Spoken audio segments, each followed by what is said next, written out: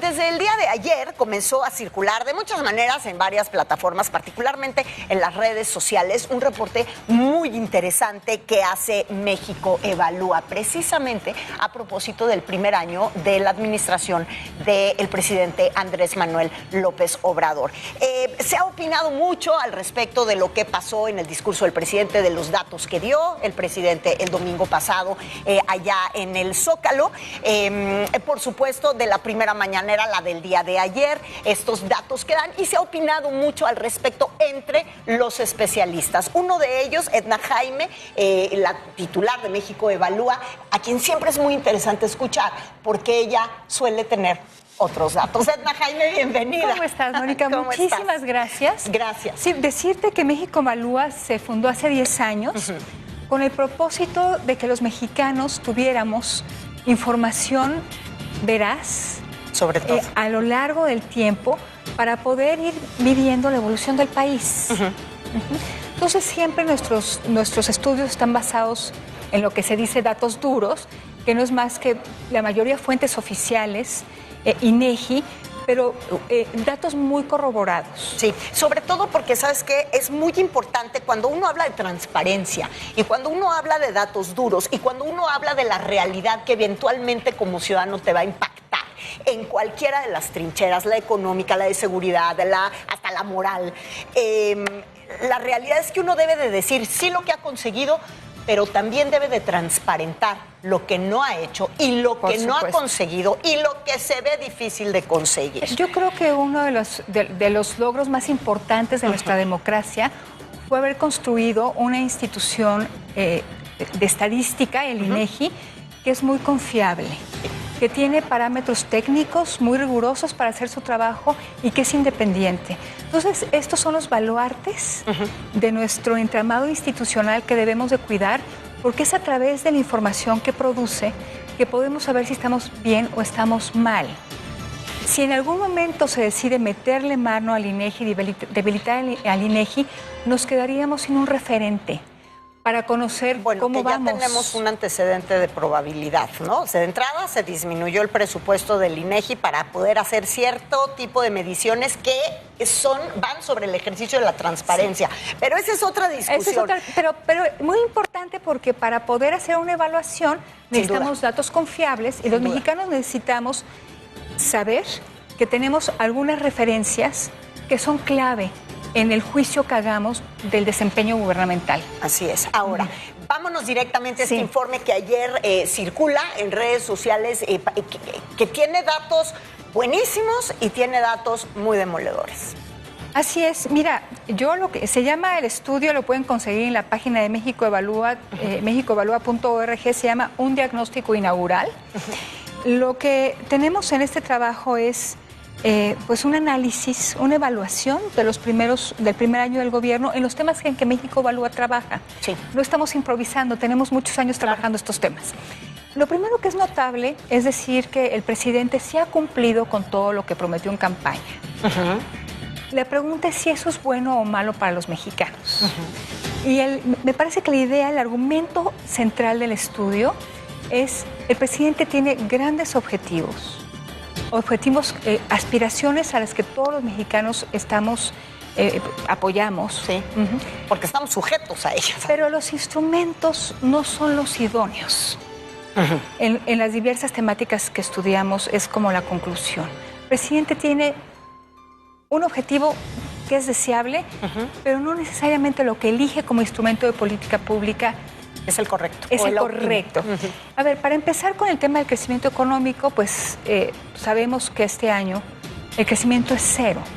Las repercusiones de que una economía no crezca son graves, porque esto afecta a la generación de empleo bien remunerado, porque se puede generar empleos pero de baja calidad. De confianza. Y no es lo que queremos. Queremos empleos bien remunerados en sectores productivos de la economía mexicana, para que eso genere bienestar en las familias.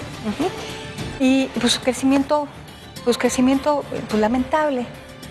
Si nos quejábamos de la atonía de administraciones pasadas cuando teníamos un crecimiento del 2%, a todas luces insuficiente. Imagínate ahora. Ahora, el presidente eso lo ha reconocido, lo reconoció en su discurso el domingo allá en el Zócalo y dijo que, bueno, no teníamos el crecimiento que se hubiera esperado, pero pide un año, Ed. Bueno, aquí comentamos en el estudio que nos preocupa porque el presupuesto de egresos de la Federación es un instrumento que podría promover el crecimiento y está muy restringido en lo que es fundamental para detonar el crecimiento, que es la inversión. Sí, claro. La inversión está en niveles históricamente bajos y si le quitamos, está en 2.4%, si le quitamos lo que va para Pemex, nos queda 1.3% del PIB en inversión para infraestructura física. Es un detonante de crecimiento, sin duda. Además, este 1.3% bajísimo se concentra más de 2/3 partes en 3 estados. Campeche, Tabasco y la Ciudad de México. Entonces está descobijado el resto del país. El resto de las entidades, sí. Es muy poquita inversión. Con eso no movemos a México, definitivamente. No vamos a poder alcanzar las expectativas que se está generando. Y aparte genera otro efecto, Mónica, que todo el presupuesto, o sea, los ingresos que el gobierno tiene estimado recibir en el 2020, parten de una estimación de crecimiento del 2%. Si no alcanzamos ese crecimiento, vamos a tener más recortes, más austeridad y yo creo que más sufrimiento porque el gobierno está perdiendo capacidad para generar bienes públicos y asegurar el acceso a derechos tan elementales como la salud. No nos vayamos a nada complicado, la salud. Y hablando de temas de salud, hace unos momentos apenas platicaba con Katia Artigues, hoy que es el Día Mundial por la Discapacidad, a propósito de lo que son los distintos programas, pero que esto le pega de forma prácticamente idéntica, distinto, pero idéntico en el mismo sentido a la economía. La asistencia, el asistencialismo, está muy bien. Hay gente que recibe una cantidad de dinero que no recibía ni eso. Por supuesto que eso está muy bien, pero así como en los programas de discapacidad no hay un sentido de la inclusión, no es lo mismo la protección económica directa que la inclusión en la sociedad y en las oportunidades. Y el acceso a derechos. Y el acceso a derechos. Y exactamente lo mismo nos pasa en el tema de los jóvenes en función de la economía. Un joven estudiante que tú le das un dinero, pero no le estás dando una distinta oportunidad de pertenecer de otra manera a una sociedad que genere. ¿No? Bueno, yo creo que apuntas muy bien. Ha habido un esfuerzo descomunal para liberar recursos que hagan posible los programas sociales del presidente. Y eso ha pasado por cancelar programas muy importantes. Durante muchos años, un programa transeccional que empezó llamándose Prospera, Progresa, Oportunidades, fue cambiando de nombre, desapareció. Era un programa sólido, con resultados probados. Tema de estancias infantiles, hay muchos damnificados por esta reasignación, CONADES, por esta reasignación de gasto, muchos damnificados. Entonces lo que quisiéramos ver es que los programas del presidente, que la mayoría de ellos son transferencias de dinero, subsidios en efectivo, pues tengan algún impacto que generen valor. Y lo dices tú muy bien, para que una persona pueda salir de la pobreza de manera sostenida, para que pueda tener más oportunidades, tienen que generar capacidades, activos. La educación es un activo. Si no cuentan, si estos transferencias no generan activos en los mexicanos, una cualidad que pueda permitirles competir en un mercado laboral cada vez más difícil, pues no va a pasar de ser una transferencia que cuando se acabe va a dejar al joven, va a dejar a la familia pues sin ese ingreso, pero sin el activo o las capacidades para poder valerse por sí mismos y superar una situación de vulnerabilidad. Entonces, vamos a ver qué pasa con estos programas del presidente. Sí decir que el esfuerzo de reasignación de recursos para liberar pesos y centavos para apoyar estos programas ha sido grande. Se han ido programas muy valiosos de por medio.